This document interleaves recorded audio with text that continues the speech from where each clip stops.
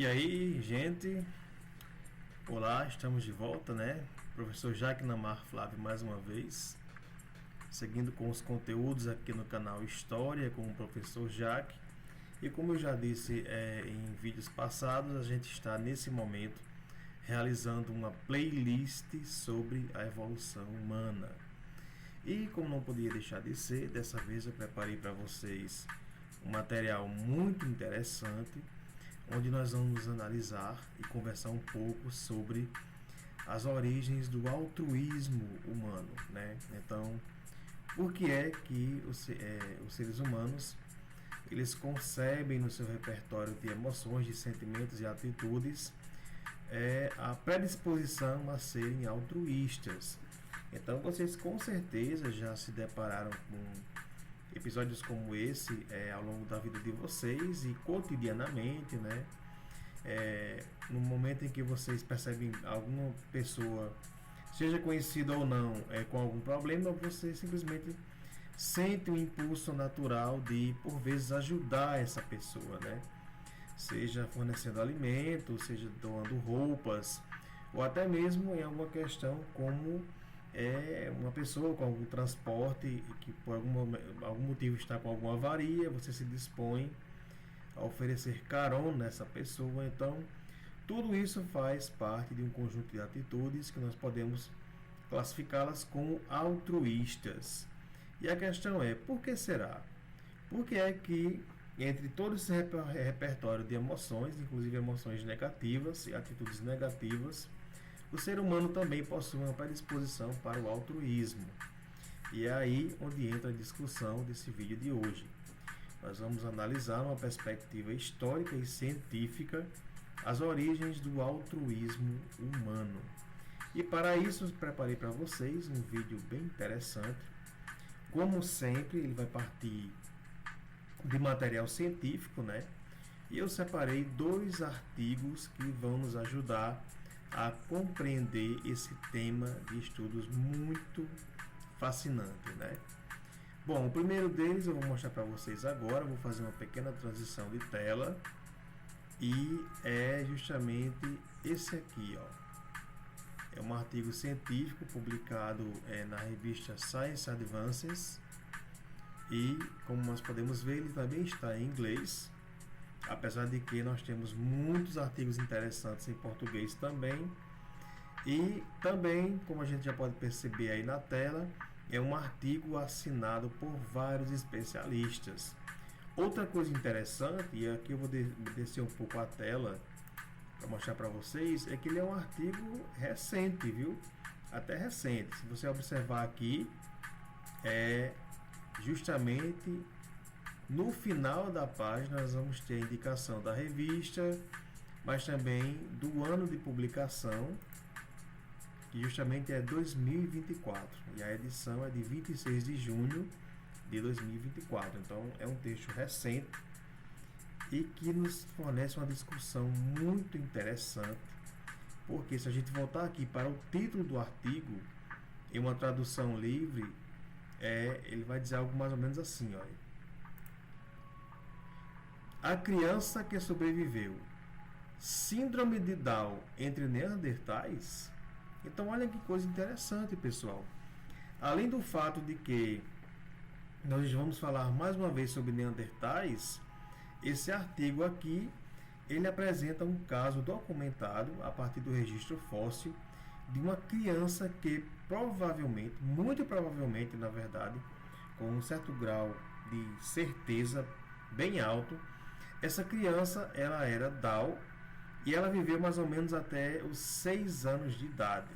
Então olha que coisa impressionante, né? E o artigo é muito completo, apesar de ter apenas 10 páginas, mas ele nos apresenta justamente a evidência que eu vou mostrar aqui para vocês. Olha, esse é o fragmento do crânio dessa criança, tá? Uma criança Down, que viveu mais ou menos até os 6 anos de idade. E é um fragmento de quê, pessoal? Do crânio dessa criança. E mais ainda, do crânio na sua porção que registra o orifício do ouvido. inclusive sendo possível analisar o ouvido interno dessa criança. E olha que coisa impressionante. Além de podermos identificar pela forma desse fragmento ósseo, né, que é típica de pessoas com crânio para a síndrome de Down, os especialistas também puderam perceber que essa criança tinha problemas auditivos. Então, além das limitações que ela tinha por ser uma criança Down, ela muito provavelmente também tinha, pelo menos nesse lado da cabeça, problemas auditivos bem sérios. E aí onde entra o debate desse nosso vídeo de hoje, né? A gente está falando de um indivíduo que exigia cuidados em uma comunidade neandertal que viveu onde hoje em dia é a Espanha. E deixa só encontrar aqui uma informação para vocês, a datação, né? Onde é que esse fóssil foi encontrado, esse fragmento de crânio foi encontrado? E a resposta está aqui embaixo, ó. Né? Nós temos uma descrição do local onde foi encontrado esse fragmento fóssil, que é justamente o sítio arqueológico paleoantropológico de Cova Negra, que é uma caverna que fica em Xátiva, na região de Valência, na Espanha. Como o artigo diz também, olha, esse sítio arqueológico, ou melhor, paleoantropológico, ele vem sendo estudado desde 1929, com pesquisas que seguiram até 2017 e certamente seguem até hoje, né? O local, por ser um sítio paleoantropológico, ele é constantemente revisitado por especialistas. E olha que coisa mais interessante também. A datação dos habitantes desse sítio arqueológico, que era uma caverna paleoantropológica, né? Elas oscilam entre os 273 mil a 146 mil anos atrás. Então, desde esse período tão distante, né, é um intervalo de tempo muito grande, nós percebemos que comunidades de neandertais viveram nesse sítio aí, tá? E dentre elas, uma que teve de administrar cuidados a uma criança que era Down. Nasceu com síndrome de Down, tá? Então, olha que coisa interessante. Isso considerando-se um ambiente extremamente perigoso. Nós temos que sempre lembrar que foi a época das grandes glaciações. As comunidades desse período eram nômades. E no caso específico dos neandertais, já sabemos que eles dedicavam-se à caça e de animais de grande porte, né, como mamutes, rinocerontes lanosos, dentre outros animais extremamente perigosos, que podiam se tornar bem perigosos, além de conviverem com outros predadores como leões da montanha, ursos e de repente até tigres dente de sabre. Então a gente está falando de um ambiente extremo, onde você ter um indivíduo com algum tipo de limitação física ou cognitiva poderia representar sérios riscos para essa comunidade. Porém, mesmo assim, essa criança ela foi cuidada por essa comunidade e viveu até os 6 anos de idade. Então olha que interessante, né?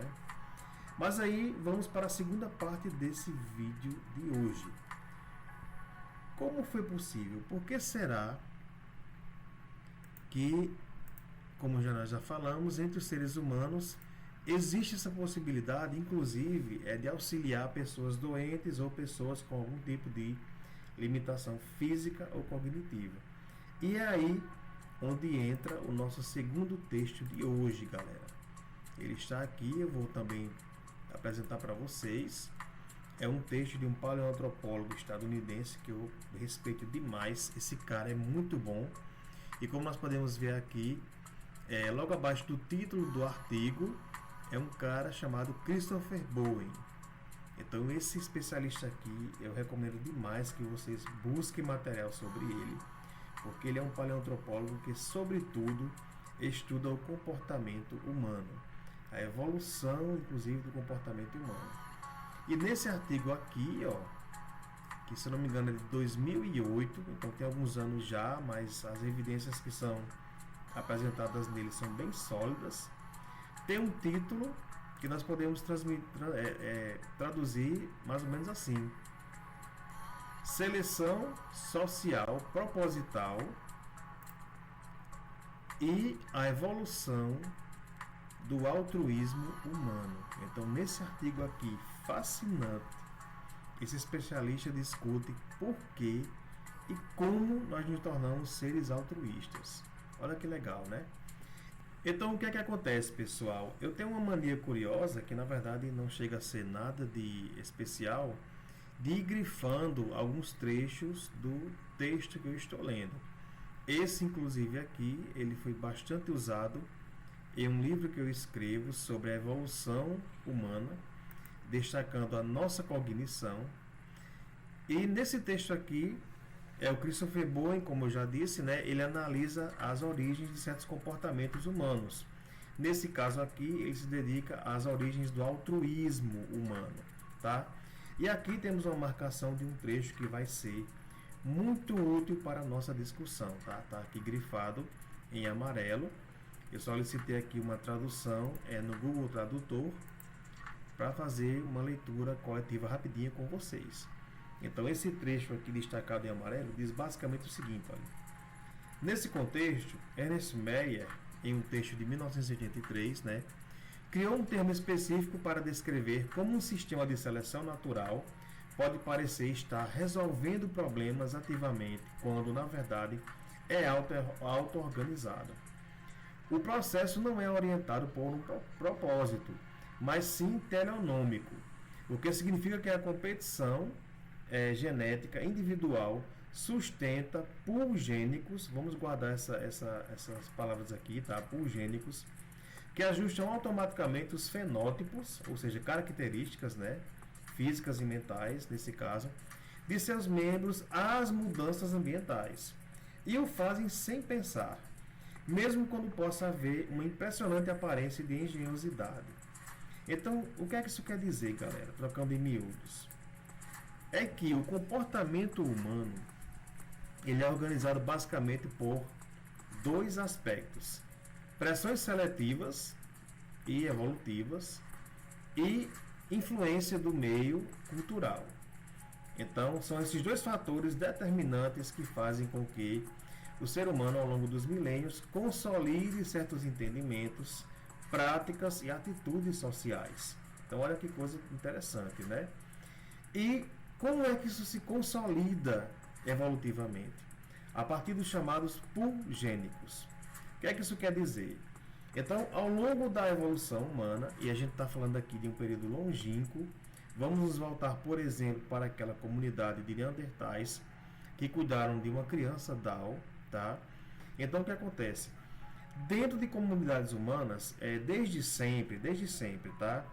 Existiram pessoas que eram gananciosas, egoístas, violentas, agressivas, que tendiam a exercer um poder de forma autoritária, truculenta, mas ao mesmo tempo também comportamentos tidos como mais adequados.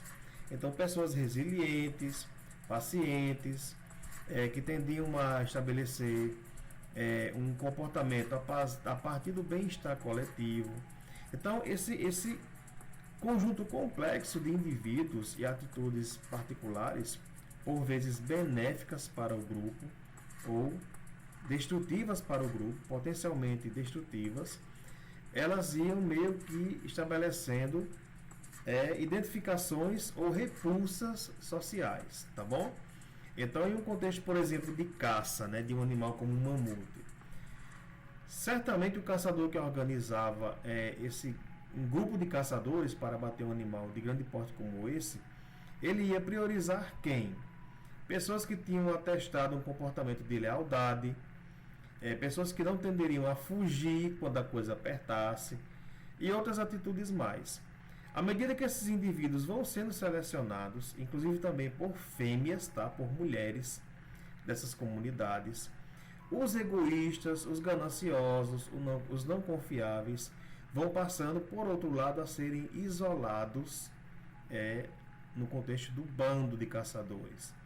E a partir daí nós temos um pool gênico, ou seja, caçadores, lideranças coletivas, E mesmo mulheres do bando vão tender a selecionar para o seu convívio, para as práticas afetivas e reprodutivas, pessoas confiáveis, pessoas que têm uma predisposição à generosidade.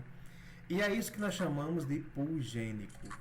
E com o tempo, essas características, elas são selecionadas geneticamente, mesmo sem as pessoas não saberem que isso está acontecendo, e se consolidam em nosso código genético, para se materializarem nas chamadas características fenotípicas, né? Atitudes, por exemplo, atitudes ou leituras cognitivas. Então é isso que vem acontecendo em relação à humanidade desde muito tempo atrás.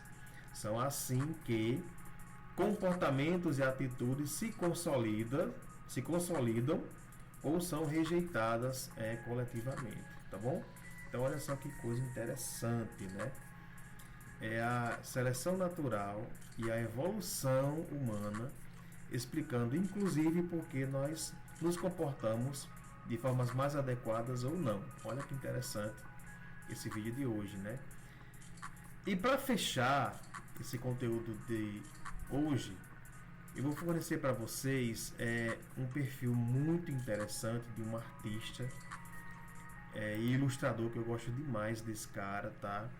Ele é um artista finlandês. Eu sigo o perfil dele no Instagram, mas também no Facebook, apesar de quase ninguém, enfim, o Facebook ser uma plataforma que está meio que sendo abandonada, né, nos últimos anos, mas enfim, ele também tem um perfil muito massa no Facebook. Esse que eu vou partilhar para vocês agora é mantido por ele no Instagram e é muito legal, pessoal. Eu vou tentar ler o nome dele aqui, é um nome finlandês, então eu não sei se o sobrenome vai estar correto, a pronúncia, provavelmente não, né? Mas esse aqui é o Tom Bjorklund. E esse cara, ele é especialista em ilustrações e arte que retratam o meio natural e também o ser humano e as ações humanas, as atividades humanas, desde a pré-história até os dias atuais. Então ele é um artista muito requisitado, um ilustrador que tem tantos materiais autorais, nós vamos ver até aqui um dos livros que ele já publicou, mas que também é requisitado por publicações científicas. Então temos aqui o Instagram desse cara, que eu recomendo demais que vocês sigam ele. A característica que eu acho mais interessante no trabalho de Tom, desse artista finlandês, é que ele consegue humanizar o ser humano. Então, quando você analisa os seus trabalhos, as representações de pessoas que viveram há milhares de anos atrás, elas adquirem um contorno não só realista, mas também extremamente humanizado, né? Por exemplo, temos aqui, nessa figura aqui, muito realista, a representação de um indivíduo neandertal.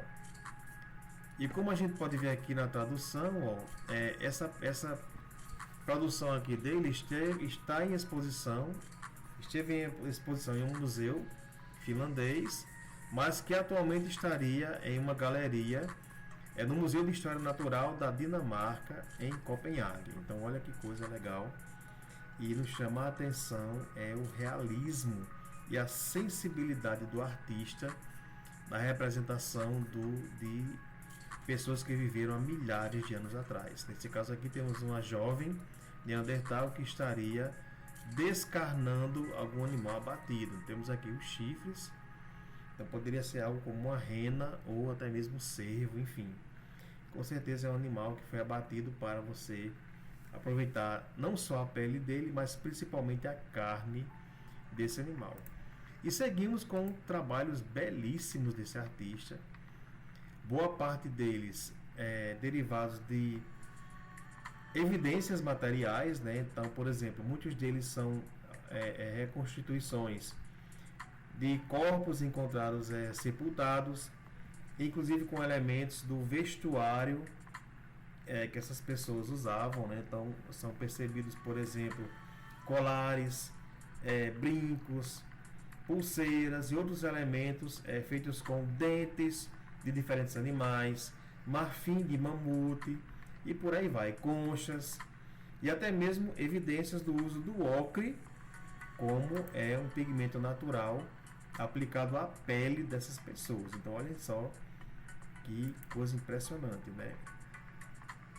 Essa daqui eu gostei demais porque ela nos remete ao vídeo de hoje, né? Temos aqui a representação de um homem adulto, um Neandertal adulto, transportando de forma muito afetiva uma criança que seria uma menina Neandertal. E o legal é que a gente, por ter um fragmento fóssil tão pequeno daquele crânio, do crânio de uma criança Neandertal que viveu no contexto que eu falei para vocês ainda há pouco, nós não podemos dizer se era um menino ou uma menina, né? Então isso adquire ainda mais conexão com o nosso conteúdo do vídeo de hoje, né? Eu acho essa pintura especialmente muito bonita, porque ela é carregada de sensibilidade, né? E a gente está falando de uma espécie que foi meio que prima, entre aspas, da gente, né? Os neandertais, eles conviveram com a espécie Homo sapiens, mas infelizmente, como nós já sabemos, acabaram sendo extintos. E assim segue, né? Nós temos trabalhos, cada um melhor do que o outro, tanto de ilustrações em contexto natural ou de outros animais, como dos seres humanos, em diferentes épocas e espécies, né? Encerro com essa imagem aqui, que inclusive vai ser explorada em um dos nossos vídeos, tá? Porque ela apresenta justamente esse artefato aqui, ó. Deixa eu ver. Esse aqui. Esse artefato é uma representação extremamente estilizada de um indivíduo que poderia ser tanto em traços femininos quanto masculinos de um ser humano, só que com um detalhe impressionante. Ele possui uma cabeça de leão. Essa peça aqui ela foi encontrada em um sítio arqueológico da Alemanha e ela foi chamada de Löwenmission. Löwenmission, que quer dizer algo como a pessoa leão. Então é um artefato feito em marfim de mamute. Ele está em exposição hoje em um museu da Alemanha. Agora não me recordo o nome desse museu, mas o legal é que nesse caso aqui, nesse contexto, ele foi retratado como um brinquedo que essa criança teria para acompanhá-la, né? Mas aí ela tem uma função, um elemento abstrato muito impressionante, que é justamente essa cabeça de leão no lugar de uma cabeça humana. Guardem isso, nós vamos voltar a esse tema, tá? Esse assunto a gente vai abordar melhor em um futuro vídeo, tá bom? No mais, galera, deixa eu só voltar aqui a aparecer a minha imagem. Deixa aqui encontrar um vídeo em que eu estou aparecendo, esse aqui, ou talvez até mesmo esse aqui, né? Talvez esse aqui seja melhor. Bom, esse aqui, né? Então, no mais, esse era o vídeo que eu queria mostrar para vocês hoje. Se você gostou, não esqueça de dar a curtida, né? Deixar o seu joinha e também considere se inscrever no canal. Nós estamos aqui semanalmente publicando vídeos de cunho científico sobre história e, como nós já sabemos, nessa primeira playlist de retorno de vídeos ao canal de História com o professor Jaque, voltados para a evolução humana. Então deixo aqui o meu abraço e até o nosso próximo vídeo. Até mais.